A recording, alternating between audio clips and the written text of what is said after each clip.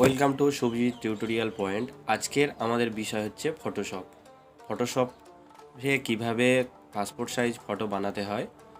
তো সেটা আজকে দেখাবো খুব সহজ পদ্ধতিতে। তো শেষ পর্যন্ত ভিডিওটা স্কিপ না করে দেখতে থাকুন। প্রথমে ফটোশপ ওপেন করে নিয়েছি এখানে ফার্স্ট। তারপরে দেখো একদম উপরে রয়েছে হোয়াইট আর হাইট, এটাকে ঠিক করতে হবে। তো তার আগে আমরা ফটোটাকে চুজ করে নেব। ডেস্কটপের মধ্যে ফটোটা রয়েছে, দেখি ফটোটা চুজ করে নেব। চলো, ফটোটা চুজ করে নিয়েছি। এবার প্রথম কাজ হচ্ছে ফটোটাকে ক্রপড করার জন্য আগে ঠিক করতে হবে হাইট এবং ওয়াইড। সাধারণত পাসপোর্ট সাইজ ফটোতে হাইট হয় 4.5 আর ওয়াইড হয় 3.5, ঠিক আছে? তো সেই মাপটা সেন্টিমিটারে, 3.5 সেন্টিমিটার, ওয়াইড হবে 4.5 সেন্টিমিটার, আর এই রেজুলেশনটা 600 থাকবে। এবারে আমরা ক্রপ করে নেব। আর ক্রপ করার সময় লক্ষ্য রাখবো দুদিকের দামনাটা যেন সমানভাবে ক্রপ করা হয়। তারপরে এন্টার কি প্রেস করব। এবারে কি করব, ফটোর ব্রাইটনেসটাকে একটু বাড়িয়ে নেব। কন্ট্রোল এম চেপে ব্রাইটনেসটাকে একটু, দেখো ব্রাইটনেসটা একটু বেড়ে যাচ্ছে। প্রয়োজন মতো নেব ছবি অনুপাতে। ব্রাইটনেসটা বাড়িয়ে নিলাম। এবারে লেভেলটাকে একটু বাড়িয়ে নিতে হবে কালারটা যাতে ঠিকঠাক হয়। তো লেভেলটাকে একটু এরকম বাড়িয়ে দেব ছবি অনুপাতে, নিজেদের মতো করে এটা করে নেব। ওকে করব।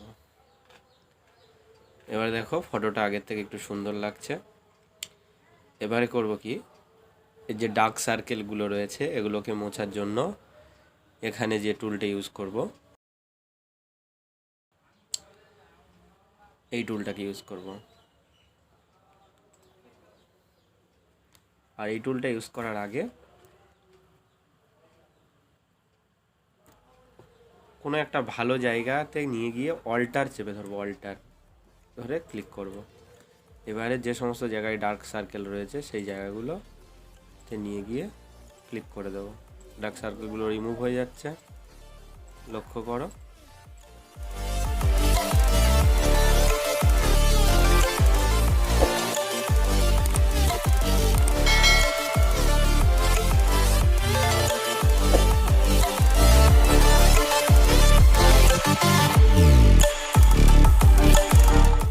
কপালের এই জায়গাগুলোতে যে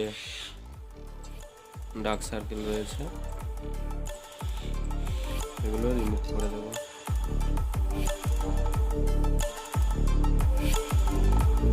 চলে গেছে। কিছু আইডেন্টিফিকেশান মার্ক থাকে সেগুলো রিমুভ করাই ভালো। রিমুভ করে দেওয়ার পরে এবারে কি করব, এবারে একটু ব্রাশ টুল ইউজ করব। এখানে আছে ব্রাশ টুল, এটা দিয়ে পুরোটা একটু ফ্রেশ করে নেব। দেখো ফ্রেশ হয়ে যাচ্ছে ছবিটা পুরোপুরি।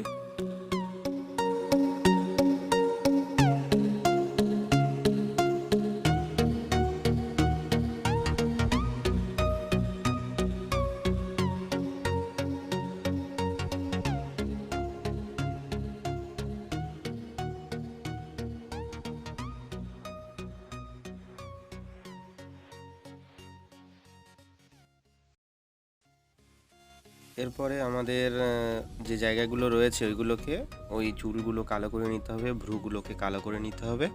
তার জন্য আমরা এই টুলটাতে চলে যাব, গিয়ে সিলেক্ট করে নেব, নিয়ে তারপর ওগুলোকে ড্র্যাগ অ্যান্ড ড্রপ করে করে ভালো করে চুলগুলোকে কালো করে দিতে হবে, যেগুলো সাদা হয়ে গেছে। তো কালোটা করে দিয়ে এবারে চুলটা কালো করে তারপরে ভ্রুগুলোও কালো করতে হবে, ভালো করে কালো করে দেবো এগুলো।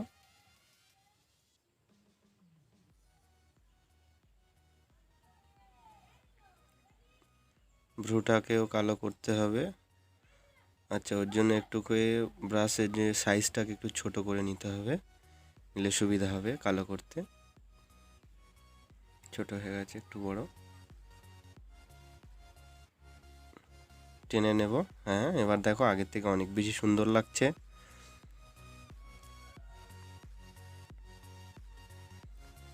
চোখের যে মণিটা ওটাও একটু কালো করতে হবে, কালো করলে আগের থেকে অনেক বেশি বেটার লাগবে, ভালো লাগবে। ওর উপর ক্লিক করে করে যতটা প্রয়োজন সেই মতো করে নেব।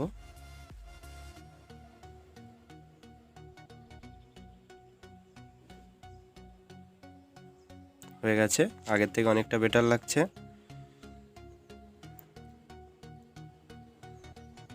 এবারে আমাদের করতে হবে কি, ব্যাকগ্রাউন্ডটাকে চেঞ্জ করতে হবে। ব্যাকগ্রাউন্ড আমরা যে কালার দিতে চাই সেই কালারটা দিতে হবে। মোটামুটি ঠিক আছে।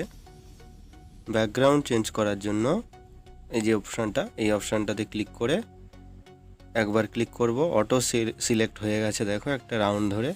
পেছনের ব্যাকগ্রাউন্ডটা ডিলিট প্রেস করলে ব্যাকগ্রাউন্ডটা চেঞ্জ হয়ে যাবে। যে কালার দিতে চাই সেই কালারটা দিয়ে দিতে হবে। ওখানে নীল কালার দেওয়া আছে, নীল হয়েছে ওই জন্য। যে জায়গাগুলো আনসিলেক্ট ছিল সেটাকে সিলেক্ট করে আবার ডিলিট প্রেস করে করে ব্যাকগ্রাউন্ডটাকে চেঞ্জ করে নিতে হচ্ছে। এবার যে জায়গাগুলো বাকি রয়েছে ওর জন্য এই টুলটাতে সিলেক্ট করে সেগুলো ক্লিক করে করে সেই জায়গাগুলো চিহ্নিত করতে হবে। ভালো করে সিলেক্ট করে নিয়ে আবার ডিলিট প্রেস করলে ব্যাকগ্রাউন্ডটা চেঞ্জ হয়ে যাবে।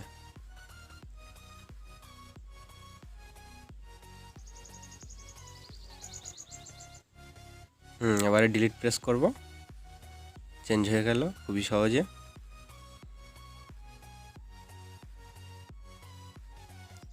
এদিকটাও করে নেব। যে জায়গাগুলো মনে হচ্ছে যে ঠিকঠাক সিলেক্ট হয়নি আগের বারে সেগুলোকে ঠিক করে সিলেক্ট করে চেঞ্জ করে নিতে হবে। এবার স্ট্রোক দিতে হবে। স্ট্রোক দেওয়ার জন্য এডিট থেকে স্ট্রোকে গিয়ে স্ট্রোক দিয়ে দেবো। চারদিকে একটা কালো বর্ডার হয়ে গেছে ছবির চারিদিকে, ফলে অনেক বেশি সুন্দর লাগছে আগের থেকে। এবারে নতুন একটা পেজ, যে পেজে বসিয়ে আমরা প্রিন্ট করব, এখানে 4:6 মাপের পেজ নিয়ে নিচ্ছি। রেজুলেশনটাও 600 করে নেব, যেহেতু আগে ফটোতে রেজুলেশন আমরা 600 করেছি, তাই রেজুলেশনটা 600 করে ওকে করব। ওকে করে ওখান থেকে কপি করে নিয়েছিলাম, তো সেটা পেস্ট করে দিলাম এখানে Ctrl+V করে, Ctrl+C করে কপি করেছিলাম। এবার অল্টার চেপে রেখে আমরা এটাকে পরপর ঠিকঠাকভাবে সাজিয়ে নেব। ক্লিক করে চেপে ধরে ফটোগুলোকে ঠিকঠাক জায়গাভাবে বসিয়ে নেব। এটা আমরা চাইলে A4 পেজেও বসাতে পারি, 4:6 পেজে বসাতে পারি, যেমন খুশি করতে পারি। সুন্দর করে বসিয়ে নেব।